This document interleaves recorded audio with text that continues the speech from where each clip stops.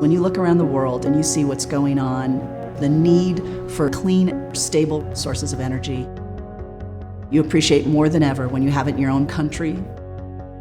Because we're able to produce natural gas, we see on the horizon a real return economically, and I think we're just getting started.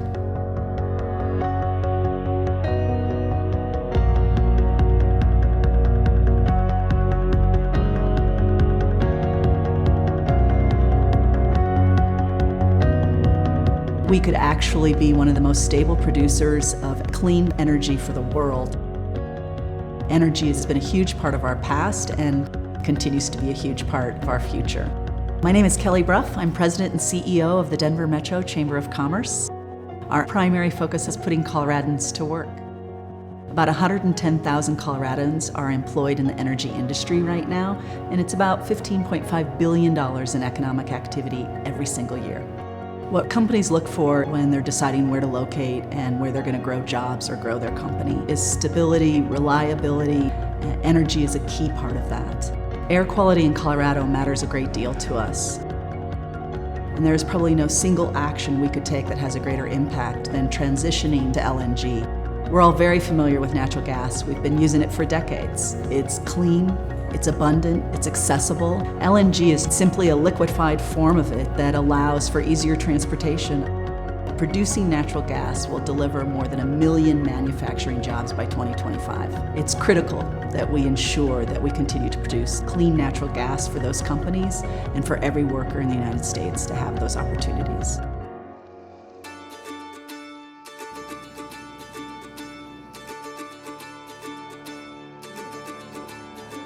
For years, my customer base has been primarily from the LNG import business in North America.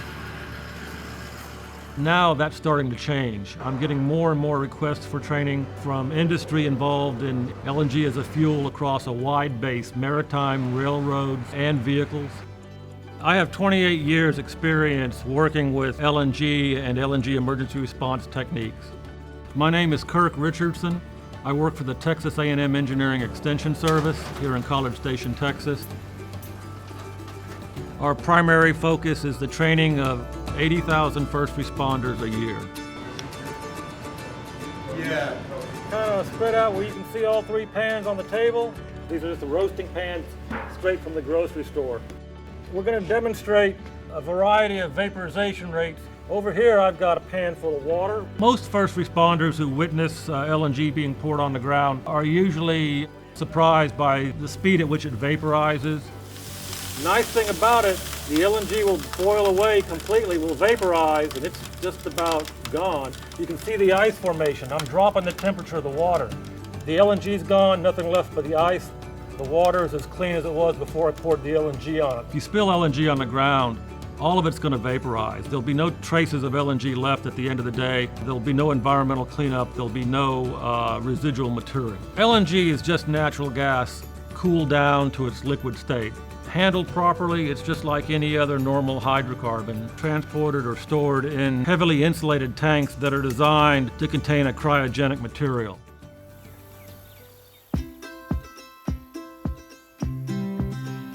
The employees that work at this LNG plant will live in the community.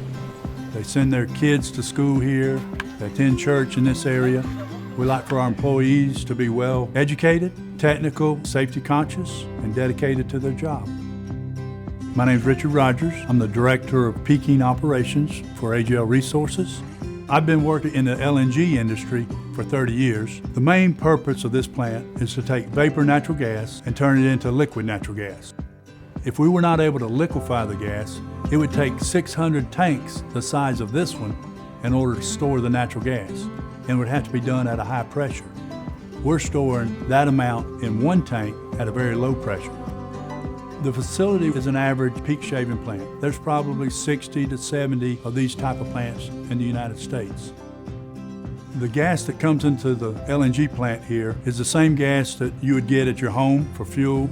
We bring that gas in, we meter it first. At that point, we're removing components of the natural gas like moisture, CO2, and heavy hydrocarbons.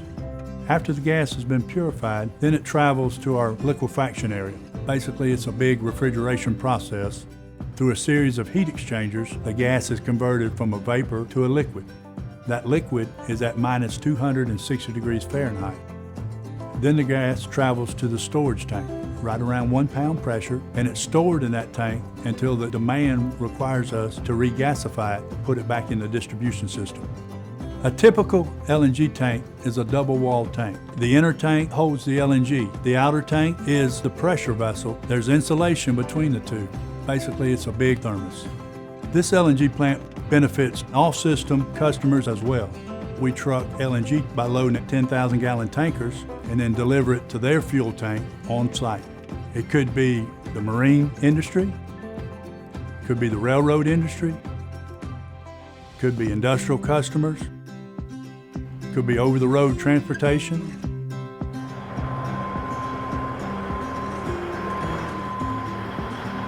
I'm a third-generation truck driver.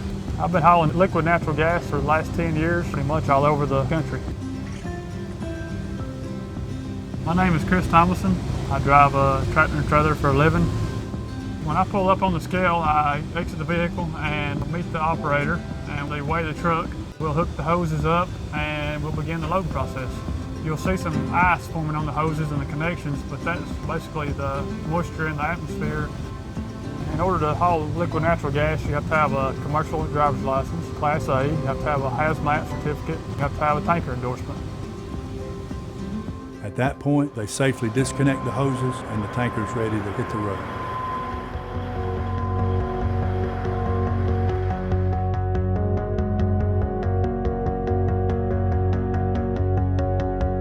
The single largest component that we have to deal with from a cost perspective when you're running a carrier service is the cost of fuel. And when you are applying the international trades and running ships, you can imagine how many tons of fuel you burn. So I think all the carriers over the years have been trying to find ways to make their vessels and their fuel consumption more efficient and environmentally friendly.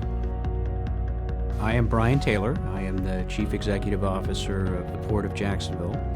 Jacksonville today is the 14th largest port in the United States, a tremendous driver of economic activity, logistics, and transportation. A couple of companies that have really stepped up and made an investment in new ships to be fueled by liquefied natural gas. These companies are true pioneers in the implementation of something that has not yet been used in the container business anywhere in the world, and there will be other companies likely to follow their lead. We have 3 major railroads that actually all converge here in Jacksonville. We have hundreds of trucks that come in and out of our port facilities on a daily basis. The opportunity for those vehicles, trains, new ships to be fueled with natural gas can have a tremendous impact. LNG gives us an opportunity to put Jacksonville on the map in the energy sector, to be a leader in the implementation of something that's very important, not just to this city, but to the state, to the nation, and around the world.